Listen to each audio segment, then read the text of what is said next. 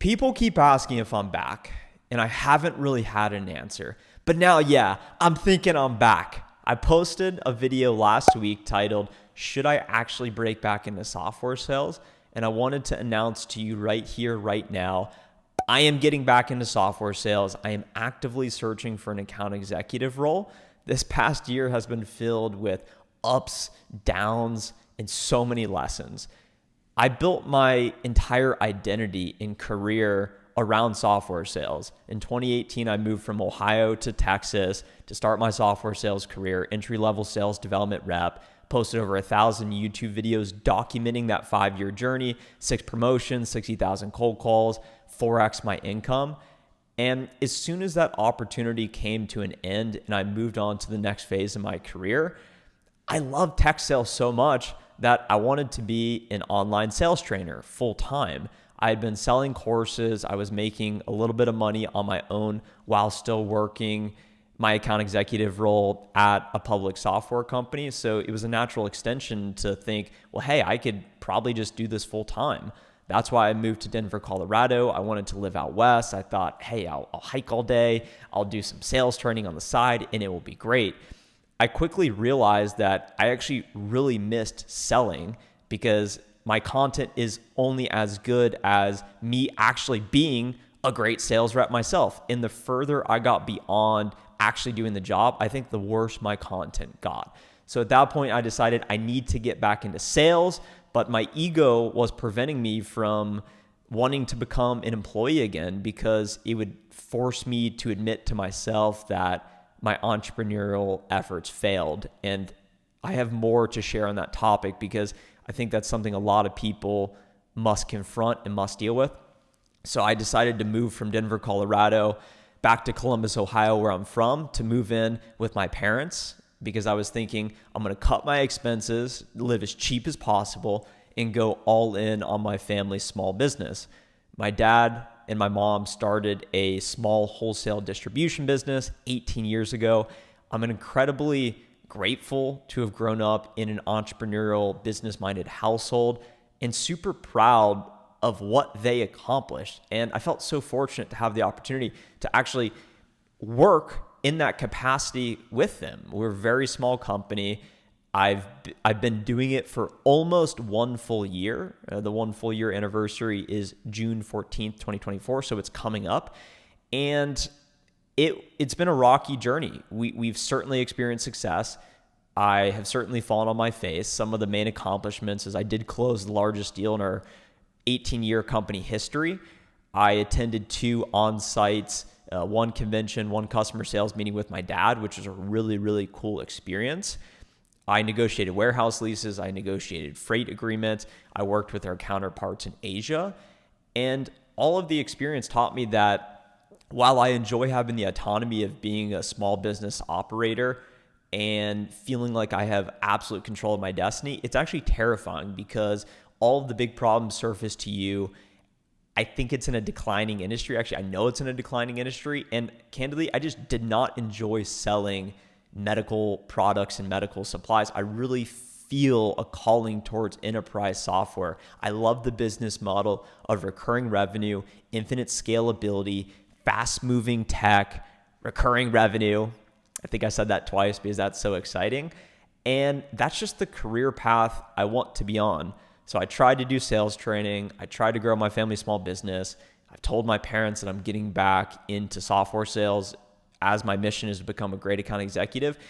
But the main thing that has been holding me back was myself, because I've done all this chasing, tried all these different things, moved across the country multiple times, all to avoid confronting my ego, because I really felt like I would be judged from other people and I would judge myself if I decided to get an account executive role, that it would basically be admitting failure, that I tried to go off on my own. I tried to make things happen and it didn't work to a level that was able to sustain what I want. And I'm still exploring what that actually means and how that feels. But I have to admit, it's incredibly humbling to admit that I want to get back into the corporate workforce. I want to become an account executive. I want to be at a great tech company. And rather than viewing this past year as a failure, I certainly don't. I believe it was the learning experience of a lifetime. I've gained an entirely new perspective on work. I've acquired new useful skills that I know will be a value add to my next employer and future career in software sales. And I feel that I've found clarity on what I actually want to be doing. I'm filled with excitement and humility to embark on this new mission of becoming a great account executive. So far in my process, let me share with you my plan and what I've actually done, because I was hesitant to document any of this because it just adds extra pressure. Although I do think some inbound opportunities and some interviews and may come my way as a result of sharing my process publicly. But what I've done is I spent the last few weeks really getting clear on the types of companies that I could see myself working for. And I've identified 21 companies, all software companies, some fully remote, some in office, some public, some private, really small Series A companies to public 30 billion plus market cap companies. I believe there's pros and cons to all of these different opportunities, whether you go at a big company or a smaller company and anything in between. So I've done 21 applications ranging from mid-market account executive roles, which is on the lower end of the spectrum. And keep in mind, I left as a senior account executive with a $207,000 on-target earning, roughly five years of experience and proven results. So I'm not entering the market with no experience, but I've also been out of software sales for an entire year. So that's certainly a challenge. So I've applied to 21 opportunities. I've been rejected 6 times. I've had an interview or two that resulted in a rejection, and I learned a lot from those experiences. And if it would be helpful to you guys, I probably could make a video on interview tips, best practices, especially that I'm now going through the interview process and what I've learned speaking with some recruiters and some sales managers. I have 3 interviews coming up. There's one company on my list that I'm really, really excited about that I'm trying to avoid getting attached to the outcome of saying, man, this is the one I want the most. I would accept the offer in an instant. But I don't think you can be too emotional about any one outcome, because I do think that will limit you. So I'm totally open-minded. I'm not attached to any specific result or outcome. I have no expectations. I'm just interested in being as true, authentic, honest, and myself as I possibly can be. I think the truth will set you free, and I think that's in part why the last year has been challenging for me, because I've been trying to do something that I'm not. It's not to say that I won't be an entrepreneur one day or that those aspirations have gone away. I just really want to be selling software at a great company that's going to force me to develop, that's going to allow me to be surrounded by highly motivated, highly competent, driven people. And that's the type of environment at age 28, as someone who wants to go accomplish big things. I want to be around those types of people. That's really exciting to me.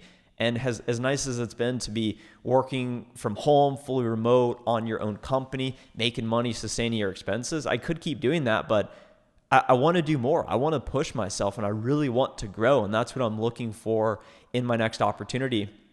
So I've done the applications. I've done some interviews. I've been rejected. I don't have any offers yet.